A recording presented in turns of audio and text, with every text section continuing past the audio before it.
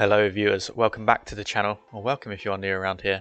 Today we have another list video. This time around it's a top 5 1v1 players of all time. So not the current top 5 1v1 players, but the top 5 players of all time in Rocket League. Now before we get into this, I just want to say there will be spoilers, so if you haven't watched every 1v1 tournament and that's what you plan on doing, if you're maybe a bit new to Rocket League, you might want to be watching some older 1v1 tournaments without spoilers, then I suggest you click off this video because it is going to spoil who has won what and when. So yeah, click off this video if you do not want any spoilers from past 1v1 tournaments. I think that's enough time for people to click off the video. So yeah, we're gonna get straight into it. First of all though, before we get into the list, I've got a few honourable mentions, actually more than a few, there's 6 honourable mentions now because there's quite a lot of really good 1v1 players that have been and gone or still around. That 5th place spot was quite open. I think I've got it correct. I think there's a couple of players you could maybe put there, but there was a few names that I didn't want to leave out, so that's why there's 6 honourable mentions. So let's have a look at them.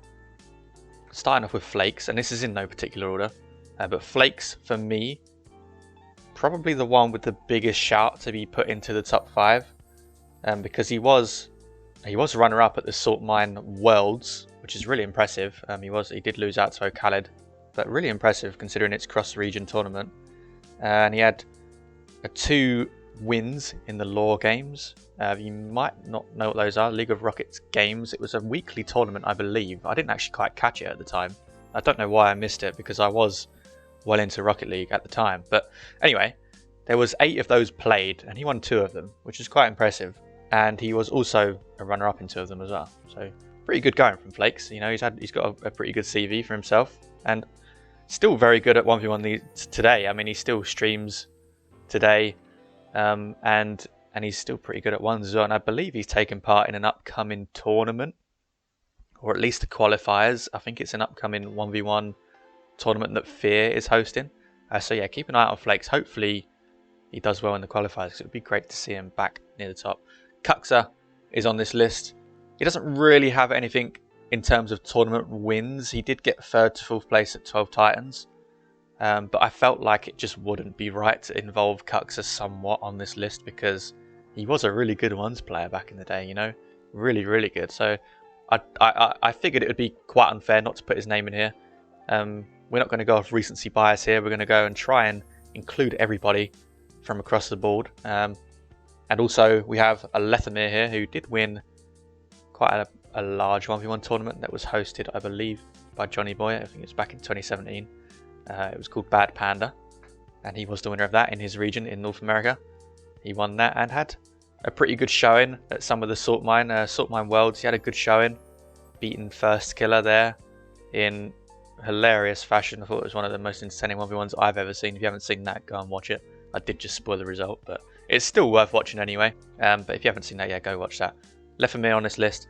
Appjack, I've gone for, if you haven't noticed, the top 3 the 3 players across the top there are more sort of past 1v1 players, although Flakes and Lethamir do still play ones. They're not at the top anymore. And the bottom 3, as you know, are at the top of their game at the moment in ones. Appjack, I think deserving to be in the honourable mentions. He did get runner-up in the Fear Fest, and he was the Fear 5k North American winner recently. That was really recently played. Yeah, going over to NA, of course, for his team, and he did go and win a 1v1 tournament, so pretty good going from Appjack. And then he did place 3rd to 4th in the Just Win tournament. I'm not quite sure who he lost to. It might have been Joreuz, but I'm not too sure. Don't quote me on that. It was either Joreuz or whoever Joreuz beat in the final. I think it was Oski. So one of those. And then Ruas, again, a current 1v1 player, but pretty good accolades, to be honest. I mean, he won the Fear 5k in EU. He was a Fear 5k final winner, which again, really impressive. He won the Pro Drops EU tournament, and he was the runner-up in Fear's, or one of Fear's recent 1v1 tournaments called the Swamp. He was the runner-up in that for the EU side of things. So pretty good actually from Ruas. He definitely, most likely will break into the top 5 of all time. I'd be surprised if he didn't, along with maybe Appjack and Daniel, maybe along with both of them. Definitely one of those 3 will 100% break into that top 5. I'd be shocked if they didn't. But yeah, Daniel, the last one here, but not least, no in particular order here. He did win the Pro Drops Invitational, which was very impressive, beating Joreuz in the final, I believe.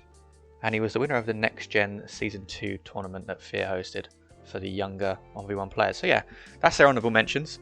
Like I said, I feel like you could argue Flakes being in the top 5, but I also feel like you could argue, maybe not argue quite yet, but I believe either one or all of Appjack, Joreuz and Daniel will at some point make a charge for that top 5 and maybe even top 1, who knows, because all 3 of them are extremely good. Anyway, let's get on with it. Number 5 on this list, on my top 5 list, is Joreuz. Now, the reason I have Joreuz in here is because he has actually got some really impressive wins. They are all in EU, but they're still very impressive. The Just Win tournament that I was just talking about, that tournament was hosted by Johnny Boy, and it was a tournament where basically all you had to do was just win. It says it in the title. You just win one game. There was no series, there was no best of 3, best of 5. It was just win one game and you're through to the next round. So Joreuz, basically he didn't lose a game, you know, that's how he won. He did beat Oski in the final. And I think that's really impressive, to be honest. I think that might be even his most impressive win. Maybe not, I don't know. I think it's quite impressive that the fact that you have to, by winning that tournament, you have to not lose a single game. So yeah, really impressive run. And then he was the Saltmine 2 EU first place. And also, most recent one, Pro Drops EU, which was also hosted by Johnny Boy. All these were hosted by Johnny Boy, in case you were wondering, if you did want to go and check them out. But yeah, he won all of them 3, so pretty impressive from Joreuz, in my opinion. For me, him or our next person on this list probably should have the next dynasty. I don't know. I mean, it's hard to say. For me, there's 3 players that have had their dynasty, and that is the top 3 on this list, and you'll see. But anyway, number 4 on this list is Firstkiller. And you might be thinking, well, he's got first place across the board, and he's got 4 as well. Why isn't he higher on this list? Well, you'll see why. You'll see why. I do have my reasons. And again, you could argue these top 5. I don't feel like you could really argue 4 and 5 to be put in the top 3. I think the top 3 are cemented. But you could argue that top 3 in any way. I feel like if somebody wanted to put... Well, you'll see. I'm not going to get into it. Let's focus on Firstkiller, but you'll see what I mean. Anyway, Firstkiller won Fusion 1v1 NA. He won the Saltmine NA. He won Saltmine 2 NA and the Swamp NA. Very impressive, Firstkiller. And that spans over quite a large amount of time as well. He has definitely had the longest dominant run in North America for the 1v1 scene is Firstkiller. He's definitely the =1 North American 1v1 player of all time currently. Although I feel like Daniel would be coming for that spot at some point. He already is coming for that spot, you know. Daniel, crazy 1v1 player. But yeah, Firstkiller still holds that for me, the greatest North American 1v1 player of all time. And that's why he's in 4th, you know. It's no bad thing being in 4th. This is the top 5 in the world of all time. And Firstkiller sits in 4th nicely there. And he's definitely got more opportunities to move up, don't get me wrong. Firstkiller's not done, you know, he's still playing. So is Joreuz as well. And so is our next player on this list. Number 3 is Khalid. Now, a lot of people would argue Khalid could be top 1. And I would not be unhappy if you made a list, you watching this made a list and you put Khalid number 1. I don't think I could really disagree with it. I really don't, because he was that good for a very long time. And he's still very good as well. He could still easily move up on this list in the future. But yeah, his notable accolades there on the right. Saltmine Worlds winner, Saltmine EU, Saltmine 2 EU 2nd place, and Fusion 1v1 2nd place. Now, well, you might be thinking, well, okay, he's got 2 first place and 2 second place. Why is he above Firstkiller, who had 4 first places? Well, it's a good question. The reason I put Khalid up in 3rd above Firstkiller is because 1, he's done it in a tougher region, in my opinion, and that's probably going to upset a few people. But EU 1v1, although Khalid is from the Middle East, he plays his 1v1s in Europe. EU 1v1, for me, has been and still is more stacked and better than NA. Simple as that. That's just my opinion, but I think it's a fact, personally. And he also has, at the top there, a Saltmine Worlds 1st place. Now, Saltmine World basically was a mixture of regions. I believe it might have only just been... Yeah, it was just a mixture of regions of the best ones players going against each other. And he won that. He beat Flakes in the final. Really impressive run from Flakes as well, by the way. That's a notable accolade for him. We didn't really delve in too much of that, but yeah, he did get 2nd in Saltmine Worlds to Flakes. And losing to Khalid isn't a bad thing, because at the time Khalid was just absolutely the best 1v1 player on the planet. and nobody even came close to him either. He was winning everything, dominant, absolutely dominant. For me, that's why he is above Firstkiller, because he's done it in a harder region and he's won Salt Mine Worlds, which is a cross-region 1v1 tournament. So really impressive from Khaled. All of these events here were hosted by Johnny Boy again, so if you did want to check them out, go type in Johnny Boy on YouTube and you'll probably find them all somewhere on his channel. Number 2 is Firstkiller. Now, Firstkiller in second, some people would have him in third, some people would have him in first. I've got him in second because he is a double 12 Titans winner, so he won Season 1 and Season 2 of 12 Titans, and he's a Manfield Knight 5k winner. Now for me this is impressive because at the time, Firstkiller was really young, and he still is really young as well. I mean, he was a kid at the time of this, you know, he was a kid and he was going up against some massive names in all of these tournaments. And for me as a kid, to have that sort of mentality and to be that good at something at such a young age is just extremely impressive. And to fend off people that are slightly older than him, slightly more experienced in the game, to beat them, I think that's really impressive. For me, I mean, Firstkiller was playing, he has been playing Rocket League since it came out, so he was just as experienced. But at that age, I think it's really impressive. I do truly believe it's really impressive. And he had a really long reign at the top. You know, Firstkiller was the number 1 1v1 player for a very long time, a really long time. And I think that deserves a spot in second place, repping the Scots there with the Scottish flag. Yeah, I just think it's highly impressive. I really do. I think 12 Titans 2 and Manfield, all really impressive wins. Again, all hosted by Johnny Boy, I believe, or he had some sort of involvement with 12 Titans. I know he commentated, but I think it was League of Rockets that hosted it, I believe. But yeah, Manfield is a Johnny Boy tournament if you wanted to check that one out. And number 1 on this list, and I'd imagine most of you guessed who it is already, is Fairy Peak. Now, I have Fairy Peak at top 1. Again, this top 3 on this list, in my opinion, you could argue it any single way.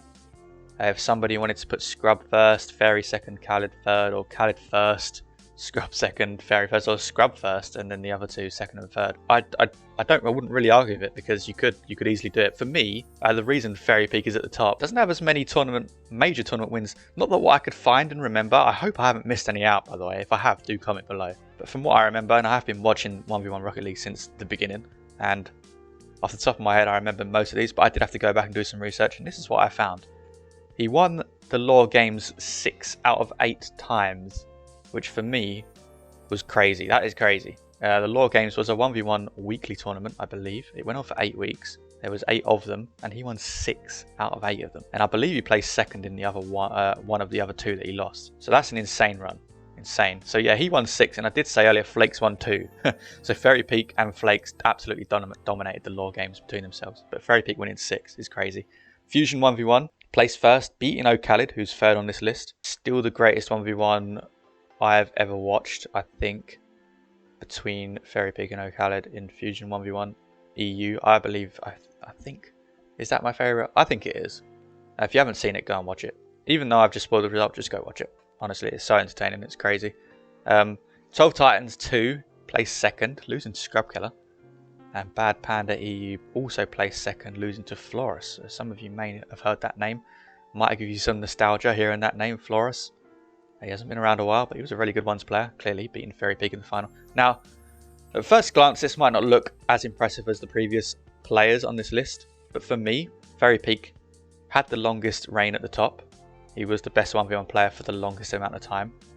And to prove that, or to back that up, the Bad Panda tournament where he placed second, and the Fusion 1v1 EU tournament where he placed first at, there was almost 3 years between them. Almost 3 years, which I found crazy. I didn't realize that until I was doing this, until I was making this video. I really just genuinely didn't even know it was that long. I knew it was quite a big gap where he was near the top or playing well at the top. I didn't realize it was nearly 3 years. Now don't get me wrong, he wasn't the best in those 3 years. He wasn't the absolute best, but he was near the top and the best, and also winning a world's title in RLCS in between there as well. Obviously, I didn't count that because this is just strictly 1v1, but still really impressive to stay at the top in 1v1 while those other things are going on, in my opinion. For me, that's why Fairy Peak's at the top. Yes, Firstkiller got the best of him in more finals, I believe, but Fairy Peak got the best of Firstkiller a hell of a lot more in show matches and stuff like that. And Firstkiller himself You know, if he couldn't place himself at the top, I know for a fact he would probably put Fairy Peak at the top, because he did have a lot of trouble with Fairy Peak every time he played him. Yeah, and that's why for me, Fairy Peak is at the top. Now, again, I know I've said it, I wouldn't be mad if people wanted to put Scrub or Khalid at the top instead of Fairy Peak. I truly believe you could do that and it would still be fair. But this is my top 5, and the top 3 for me are just that little bit ahead of the rest at the moment.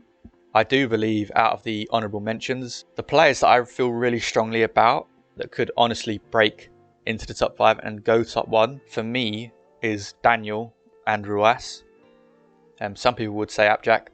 I'm not too sure. I'm not too sure he's got enough to do as much as Fairy Peak has for as long. But I feel like Joreuz and Daniel could. Now it's hard because obviously they've got a balanced RLCS, but Fairy Peak did as well. You know, he did as well. He was balancing RLCS while playing ones and winning all of these. And so were the other two as well. Not so much Scrub Killer actually. I don't think he was, because he wasn't of age to compete in RLCS. So another reason why I've put Fairy Peak above Scrub is because Fairy Peak was balancing other things as well. I didn't take that into account of how he was performing in those RLCS matches. But you have to take into account the fact that he was at the top of the ones game while doing that. It's very impressive. And yeah, I feel like Daniel and Joreuz could do that as well.